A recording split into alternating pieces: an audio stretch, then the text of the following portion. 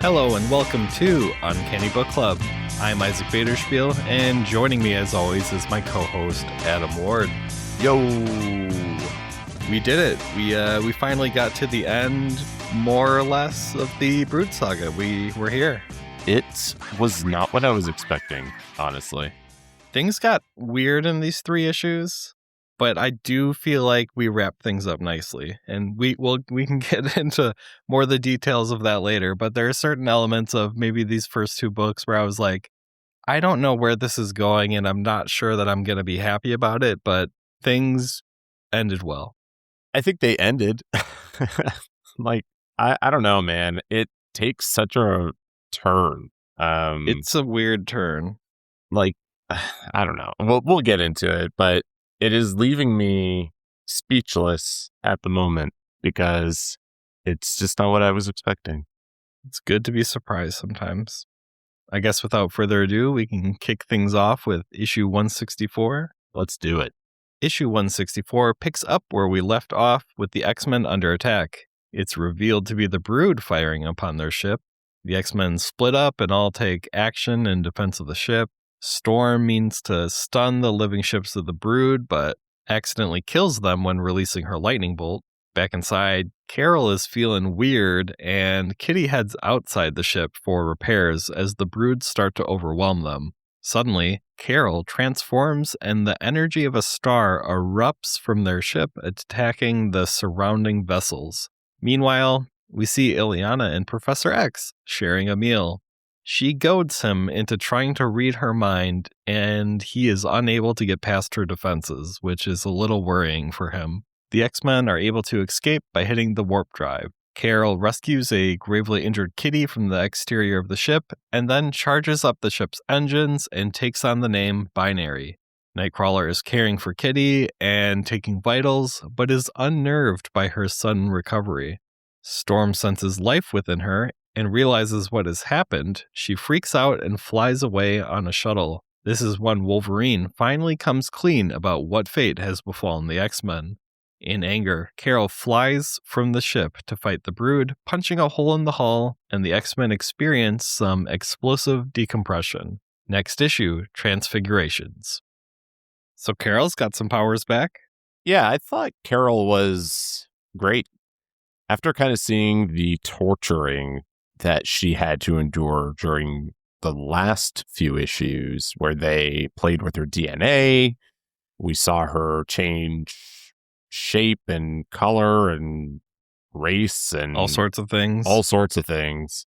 Brood doing Brood stuff. So here we are with the aftermath of that. And she has like solar powers, I guess. Did they say something about a white hole? Like she get something white hole power of a white hole? She's like a sun. She can tap into white hole energy to generate light, heat, radiation, flight, and near limitless energy manipulation. Seems pretty OP. Yeah, she absorbs. Does she absorb the power of the sun? Who doesn't, though? I mean, that's like partially how I think Cyclops gets charged up. Every person in Marvel is just absorbing sunlight and redirecting it into various cosmic and weird energies. They're just a bunch of flowers, really. People, when you really come down to it, are just a bunch of flowers, just in general. Just want to be planted and watered occasionally. I was going back to try and find this clip of her absorbing a sun. I don't think she absorbs the sun, does she? So in the 3rd issue we're going to be talking about, she does some wackiness, it looks like. I mean, I would say throughout the 3 issues, she does a lot of wackiness. Well, she's not in the 2nd one, I don't think, but... So she says, as Wolverine and the Queen watch, Carol becomes an eldritch creature of light and fire, a living star, her celestial radiance reflected and amplified by the crystal cavern, until finally she's generated enough power to release the Akanti soul. Are we going with Akanti or Akanti? I like Akanti. Yeah, okay. A blinding bolt of energy rips upward into space, leaving in its wake a song of longing and joy and eternal love. The union of soul and living prophet singer is once more complete. So I don't know how to really read that necessarily. Like, I guess she's producing the energy in this case, like a star. Mm-hmm. I don't know. We'll get more into that later, or we can even just scrap this entire conversation since it was kind of off topic. I think she makes sun blasts.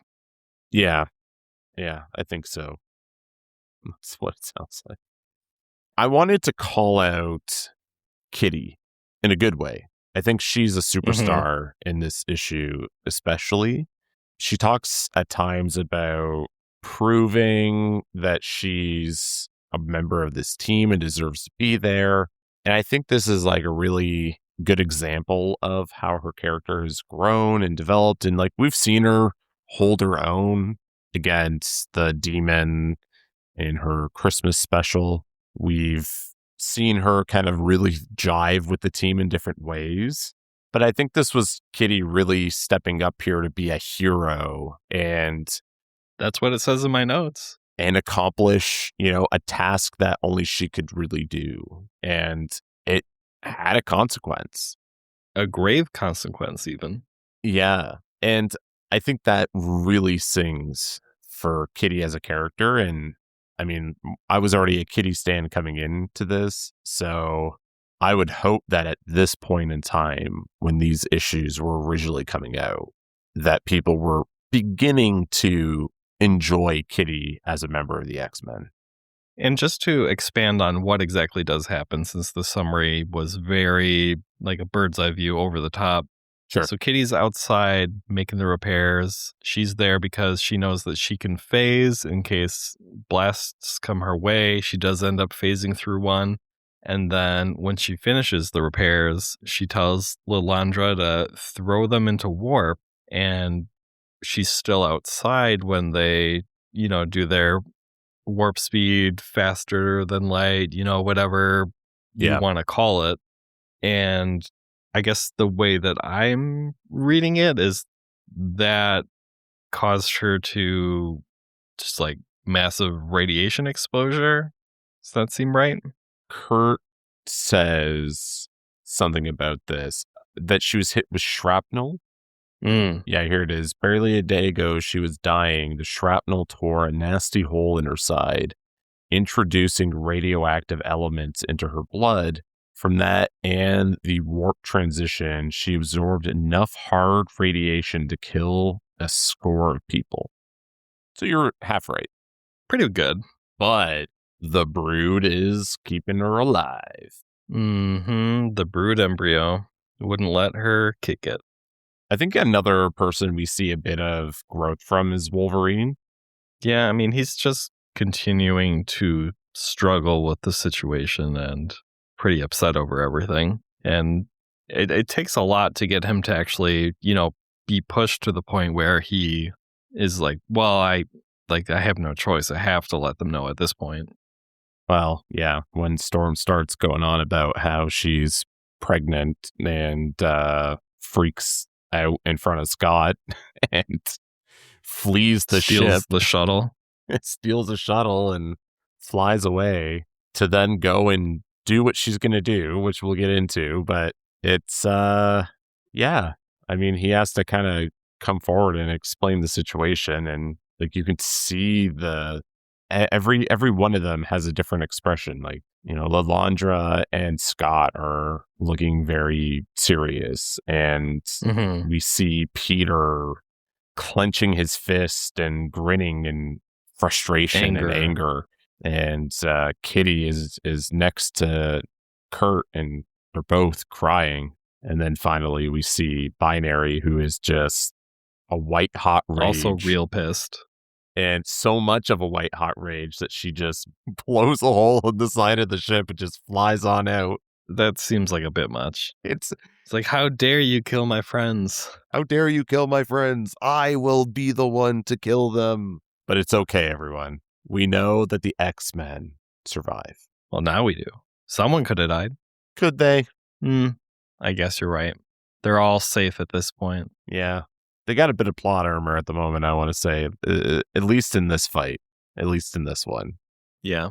But they are kind of hyping this up. When you can see the added emphasis, at least in the issues that I'm reading, like in this collection, where it shows in the next issue and then in the double feature, it says like this will reach the next phase in 30 days because they were monthly. Yeah, my final one ends with like a 30-day teaser for issue 167. Yes. That everything will come to a head when we go back to Earth. What is happening with Charles? And that's why I said kind of at the end of the Brood Saga, because I guess we've got one more, maybe hard to say. Partially, we'll see. I'm interested in. I think that'll be a good issue. I'm hoping. What are your thoughts on Binary? I don't have strong opinions. I don't really resonate much with like the design. It does seem a little out of place. Yeah, like if you told me that was Carol Danvers, and I didn't have any real prior knowledge of Carol Danvers, I would be very confused. Or if all I knew was like what was in the movie, for example, that's probably a better example. She just has like weird starfish fire hair sometimes. Sometimes her hair is kind of cool. But then a lot of the times when she's in like her super deep red form, it's just like weird starfish hair. I feel like that's not necessarily needed. Yeah, I mean the design really bothers me now that I like flip through. The more you look at it. The more I look at it, the more bothered I am by it. I think Carol is a good addition, and it seems like she's being offered a spot on the team. You know, her and Wolverine have a really good rapport. It seems like her and Peter are pretty close. She calls him the Tavarish at one point, using his lingo a little bit. So I'm like pro Carol on the team, but kind of anti current costume. So I think as long as we can change that, and I think pretty reasonable request, yeah, we'll see. I think I like the character more than the design. Yeah. Like the more you've talked about it, like I'm looking at this panel right now that is on the same page as when she's having this conversation with Peter. And she is kind of looking directly at the reader. And I think it's like the clearest look at her face and how similar it kind of looks to Carol. All the other ones, she looks like an evil character. She does look kind of like demon-y, devil-y. Fire elemental or something. It's also interesting because Peter calls her a mutant. No, I don't think he does. Yeah, he does. I'm looking at it right now. He says, "You are now a mutant and you have always been a friend." Where is this? You are now a mutant. That's weird. That doesn't make sense. Is she a mutant because they like zapped her DNA so many times? Is she officially like, I don't even think she's like a mutate. Like, I mean, maybe, I guess. What counts as a mutate? I don't know. Peter is not a scientific person. He's a man of the arts. We can't take his definitions here too seriously. Yeah, because I'm pretty sure mutant in Marvel is homo superior. Strictly defined. Very much so. You have this gene and you were born with it, basically. That's why Spider-Man is not a mutant. So Deadpool is not a mutant. Yep. For some reason, Sinister gets a pass. Yeah. It is weird. Probably mostly because they needed him for, his tech on Krakoa, but I think that would probably be the only real reason. Or something genetics. I think the only other thing that I really have to say about 164 is I do really like the little pause that we take where we check in on Ileana and Professor X. Like that was, I think, probably one of the highlights of the issue for me. Like in general, the issue was fine. It's kind of like we continued the story, but nothing felt super, super notable. But I mean, at the same time, it is moving different things along where it's like, all right, Carol's story is moving forward, Storm's story is moving forward, but it just doesn't feel like a ton is going on of, yeah. But I do really enjoy the little check-in with the two of them back on Earth. And to me, it reads a lot more sinister pretending that we didn't read the mini, which wasn't released yet. Like, it's like, okay, she's been gone in like the hell dimension for 7 years. She seems like a little evil, or at least has just like a lot of mischief. What gives you that impression? She's only, I mean, is it like her facial expression? Like what's giving you that vibe? Yeah. I mean, like she makes kind of like an evilish face. I don't think so.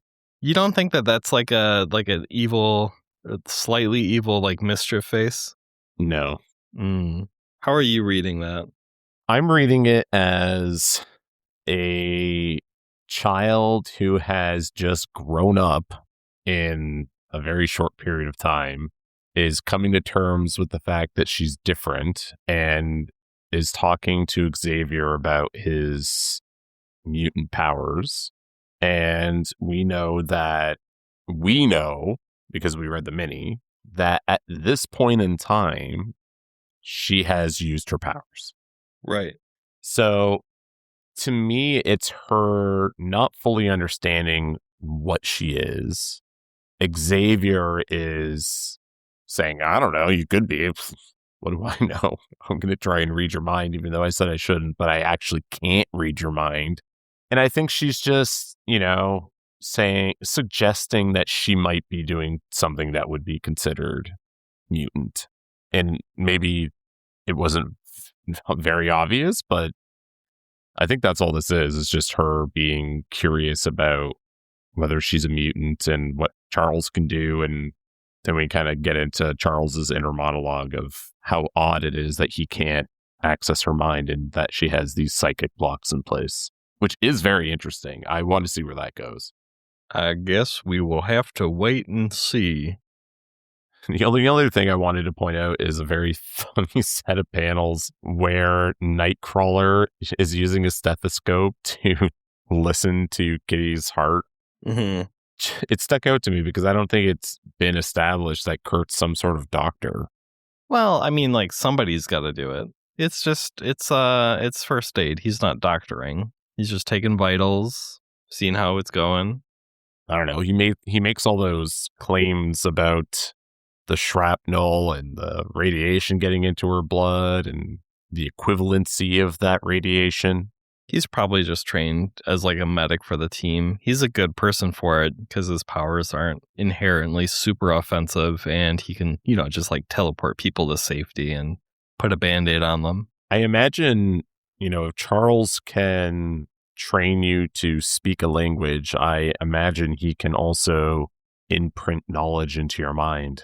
Kind of like the Matrix, where they just upload you with whatever information you need. Boom, you're an expert now. Seems like something Charles could do. That was one thing that we glossed over that maybe we should check on real quick. It's weird that he is teaching her how to speak English in her sleep. It is weird. Didn't seem like that needed to happen, but or like why is it in while you slept? Like that part is just like unnecessary. And he did that before she went to Limbo, right? No, I think that was more recently. Before she went to Limbo, I think he taught other people Russian. Or let me see, what does it say here? Yeah, I'm trying to find it. Before I returned here with you and Dr. McTaggart, I could only speak Russian. I remember you touching my forehead one night as I fell asleep, and the next morning when I woke up, I spoke perfect English. It's so weird. Doesn't it not make sense? Because he's saying, like, he can't access her mind, so how is he teaching her? It's different. It's, firewalls and different pathways, something left side science. of the brain, right side of the left brain. Left side versus the right. There you go. One side, Belasco's like, nah, dog, you're not getting in here. This is my little corner. He can't take information out, but he can put information in. You can just upload the data. Okay. You can't download anything. Gotcha. Exactly. Okay. It's still weird. It is. Like, what's to stop you from just doing that while she's awake with her consent? Hey, I know I taught everybody to speak Russian. Do you remember that? Yeah, I do remember that. Now imagine I can do that for you, but instead of Russian, it'll be English. Oh, okay, sure. Boom. Very appropriate and not weird. I think on that note, jump to 165. Yeah, let's get into some more weird stuff, but in a different kind of context. 165 does get weird. It's all sorts of weird. Issue 165's cover shows us Storm transforming into a brood, Animorph style. The X-Men are battling against explosive decompression and are eventually able to seal the ship's hull. Meanwhile, on Earth, we see Moira and Stevie Hunter catching some sun by the pool as Ileana practices her diving. Moira goes to meet with Charles, saying that there's a letter from Reed Richards concerning a young Vietnamese girl, codenamed Karma, who is a mutant in need of help. Xavier is in a funk and just gives a no and doesn't look her way. Charles fears that he's failed the X-Men, who have been missing for weeks. Instead of arguing, Moira says that maybe she will connect the girl with Magneto or Emma Frost's Massachusetts Academy. Xavier is stunned by this and says that Moira isn't being fair, that he can't bring another child into his school and home just to see them destroyed, and that she wouldn't understand. Moira gets pretty pissed about this as she had to help kill her own son Proteus and storms out.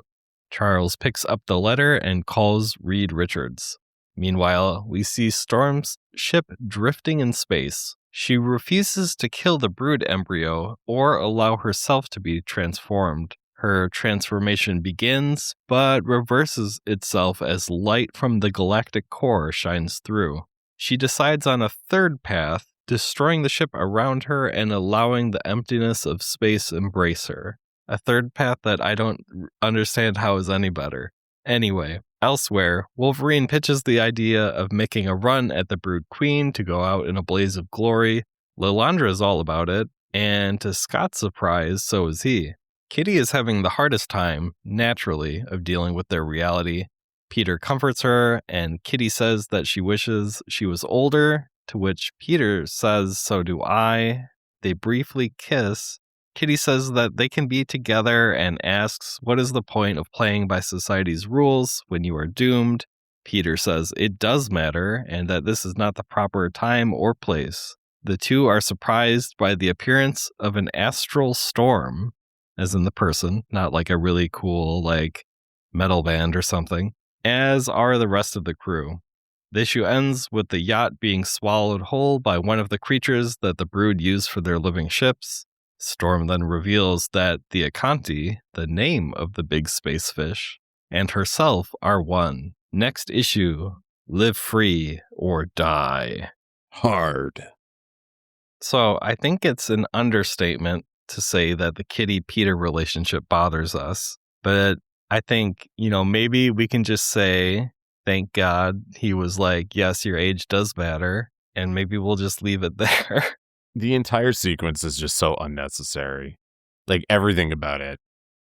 It's uncomfortable. Yes. It's I'm trying to articulate, I guess, what Chris is trying to get at here, that they're assuming there is no tomorrow. So throw caution to how did Kitty put it? You don't have to play by society's rules. There's no society in space, basically. Yeah. Blah, blah, blah. What's the point of playing by society's stupid rules? And then it ends with Peter ripping open his shirt. By the white wolf. Yeah, that was a really weird panel to transition into. And then there's an old-timey Storm on the next page. Why did he rip open his shirt? Don't know. He doesn't want to ruin it, I guess. He seemed really ready to play that card. I have to imagine it's because he doesn't want to rip his shirt. That's the only reason. That's the only logical reason. Do you think it has snap buttons? Okay, on the It's topic, gotta. I have to say this, okay? On the topic of shirts ripping, we see Storm in this issue completely tear through her outfit. This is a reoccurring situation that is clearly fan service, but this is a reoccurring situation, and I would expect and hope that Charles Xavier would be funding them well enough to have some sort of material that wouldn't rip so easily. Because the number of times that Storm is popping up in here nude, just shadowed by the darkness of whatever was covering her at the time, out of control. For the entirety of this run, the artists have had a fixation on drawing Storm nude and suggestively. Yes. Yeah.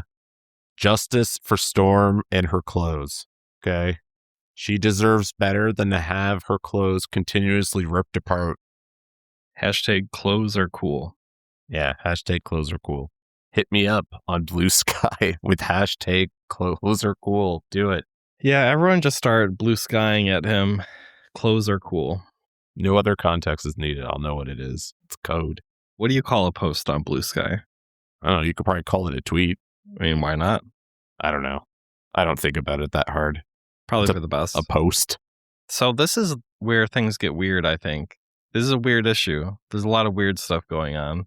I was really confused and not into this whole like astral projection Storm appearing at various points in her life. Like, what's going on here? I don't understand anything.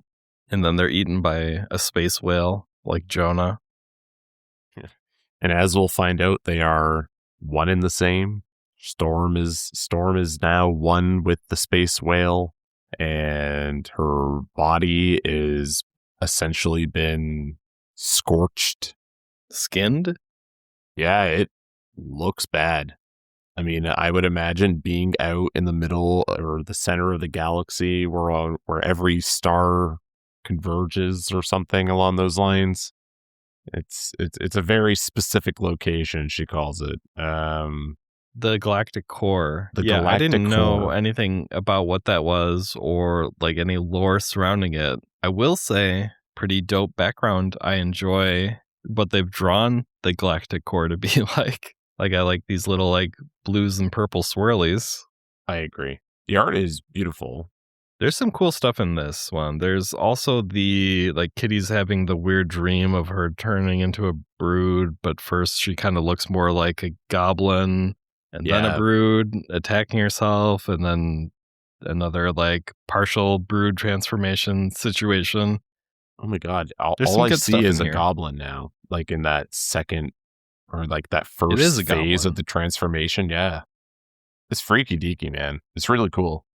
Yeah, I feel like they could do, if they chose to adapt this into like a TV series, miniseries, or like a movie, they could do a lot of weird body horror type stuff. And I think if they really like leaned into it, they could find a lot of success in that space. I would love if Marvel just made X-Men in space, right? Like there's so much that it could build towards.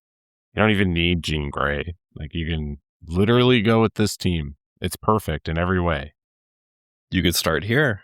I probably wouldn't, but you could. You can even have binary with the X-Men. The other very metal page is Storm's transformation by far. Yeah.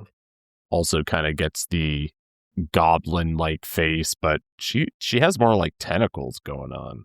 Yeah, I think they have like tentacle arms, and then they have like little bug legs. But I wrote down that like I really like part of what they played with in this, where like it's somehow even more horrific that you can partially transform and then untransform and then know like, oh, I'm gonna go through this again and probably forever. I wish we got to play with that concept a little longer, but I really liked that we introduced that as like an idea. Yeah, it's like this specter hanging over them. And we even see Wolverine bring it up when they kind of make their plan to go after the Brood Queen, where he suggests initially that Scott and Kitty and Peter should stay behind. He and Carol would go down. Well, because you can't really trust the other people. They could turn Brood at any time. Yeah, and then they might betray you. That would be They weird. might be in like some sort of like weird psychic communication with a queen. But we can't expect that to happen. No, you got to think positive. We also see Kurt praying in here. We do. We get to. I think that's a first. Maybe we've teased his religion. I think twice now. Once with like the Wendigo, I think a little bit, and then just in like the way he was talking, and then once more in the Dracula issue with his forming of the cross having power over Dracula. But I do like that we looped back on that. Yeah, it's a nice exchange between him and Logan, with Logan essentially saying he doesn't believe in anything. That feels correct. Speaks to life experience, I think.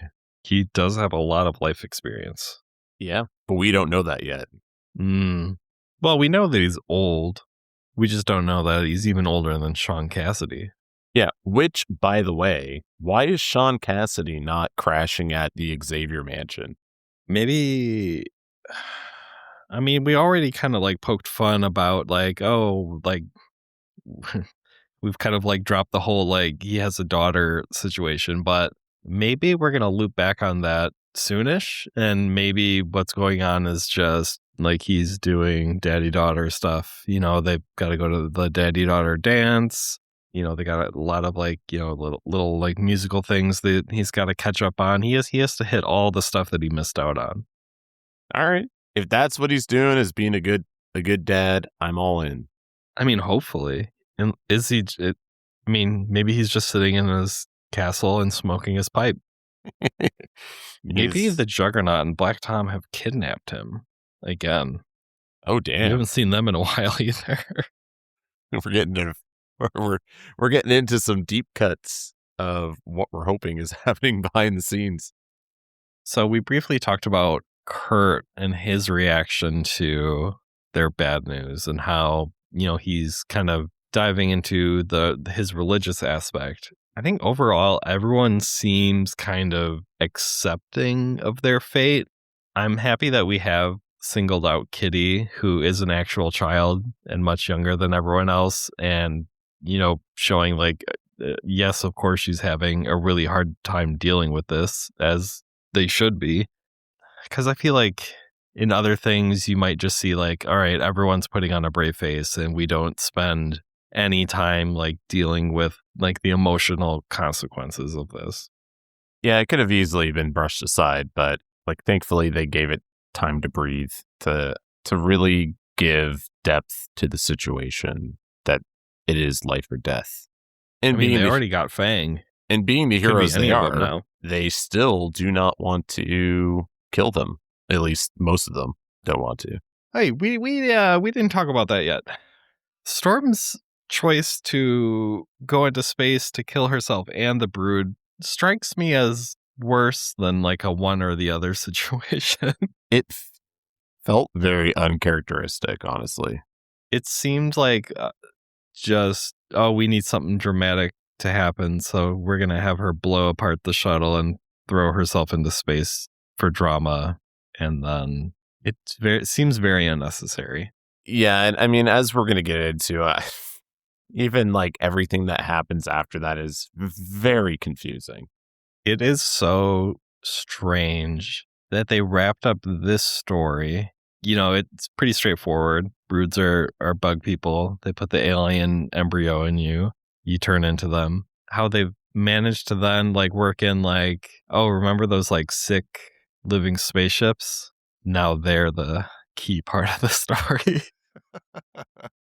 And they're also victims of the Brood. Well, that we already knew. And have been for eons, enslaved to them. And you know why? Because they burrowed into the corpse of their prophet. They crashed him on a planet instead of letting him throw himself into the sun, or a sun. It's so strange, man. Like, it feels more appropriate for like a one-off. Like if this was like just the X-Men are in space and instead of having like a monster of the week, Here we have these space whales, and the Brood can even just be, the antagonist in that story, where we find out, like, in a different tale down the road that this is happening and the X-Men get involved, and, this entire thing kind of transpires, which you could also do without this whole mind meld thing that's going on between Storm and the space whale. And unexplained astral projection powers. There's a lot of assumptions that are having to be made. The Galactic Core is a good example of that. Like, what is that?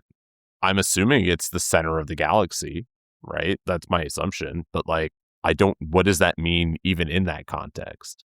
Like, is the center of the galaxy this thing that is magical? Like, what, is it full of cosmic radiation? Like, it's not really explained. So at the beginning of the episode and last week's, we said that we would be doing 164 through 166. I think just based on where we are and the very limited stuff we know about 167, it probably makes more sense to actually just cut here, do final thoughts, and then for next episode, we can go into 166 and pair it with 167. It makes total sense to me. So, oh boy, my final thoughts notes are not prepared for this, but these are a couple of weird issues. I'm happy with how things kind of get wrapped up eventually. I think you're probably a little less happy. I think just looking at these two in their own little bottle, this is some weird X-Men, and not always in like a good way, but it still is pretty good. I'm gonna go like a 6.5. There's some really strong moments, but there's a lot of like weirdness of why just odd choices, or I don't know, just some weirdness, I guess. Yeah, I think weird is a good word to describe both of these issues, and I can lean into weird sci-fi. I really enjoyed seeing several different characters have these transformative moments with the Brood, the body horror type panels that we saw where these transformations are partly happening and then reverting. And, that was awesome. That was great. That's good weird.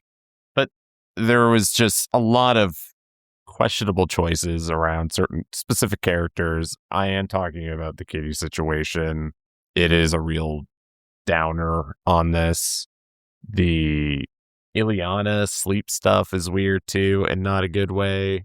There's a lot of like little small weird stuff. I think the best thing is these issues are weird, both good and bad. Yeah, the whole space whale stuff is just feels very shoehorned in here. I don't want to call it a MacGuffin because I don't know. Yeah, it's not quite a MacGuffin, but it's a bizarre way to wrap our current story. I don't know that I hate where it goes. I don't like the astral stuff and like the we are one, I am one with the whale kind of thing. I do like the general idea of like the mission that they're going to go on and like the resolution though. Oh, I agree.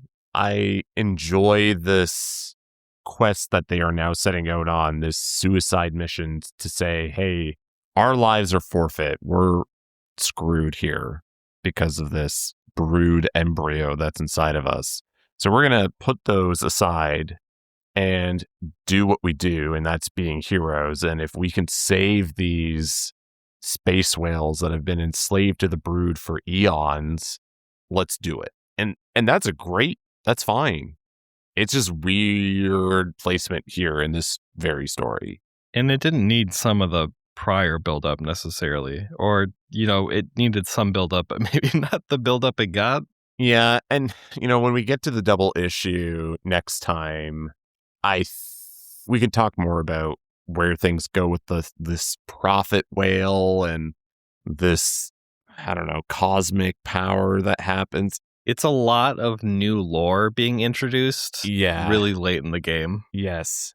Anyways, we'll get into it next time. But there were moments that I liked. I enjoyed the Kitty Pryde kind of becoming a hero moment where she really stood on her own and was treated appropriately with her as a character and really trying to build her up into being more than what she has been presented a lot of times, which is a helpless child who's just been stuck with the X-Men.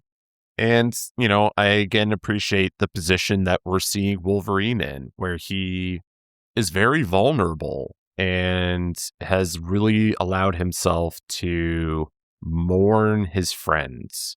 And, I think it's very easy for me as a reader to sympathize with the position that Wolverine has found himself in. And I've thought a lot about that because Scott really comes off as a bit of an asshole through these panels and through like these issues where he's, treating Logan like he's some sort of mad killer who's uncontrolled in his actions and is, being fueled solely by rage and like this lust for just killing the Brood because they're these evil aliens. And, Scott's been presented as a bit of a Boy Scout. Stick in the mud? Right? Like, and he can have his moral compass, and I think that's totally fine. But it's the way that he is positioning himself as like this, I'm on the moral high ground because I'm not gonna ever want to kill these things. And maybe part of that was the Brood transformation thing. Like, it's not exactly clear when that happens. Yeah, we'll discuss that in a couple of weeks, but I think there is a significant amount of, Scott being sucky is Brood related. So I think for me, oh boy, I'm going to go with a 6.5 as well. Because there are things that I liked, and there's aspects of even the whale stuff that I enjoy, but it is just feels out of place. That does it for this episode of Uncanny Book Club. Thanks for listening, and we hope to see you next episode where we'll discuss issues 166 and 167. Peace.